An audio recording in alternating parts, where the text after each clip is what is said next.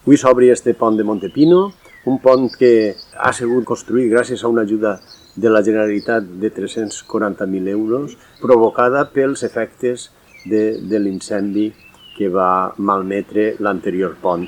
i que era un autèntic perill la seva conservació.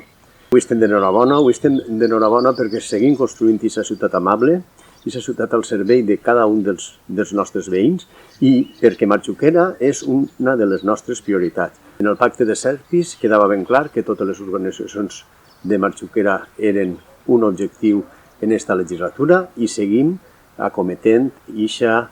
tasca des del nostre Ajuntament de Gandia.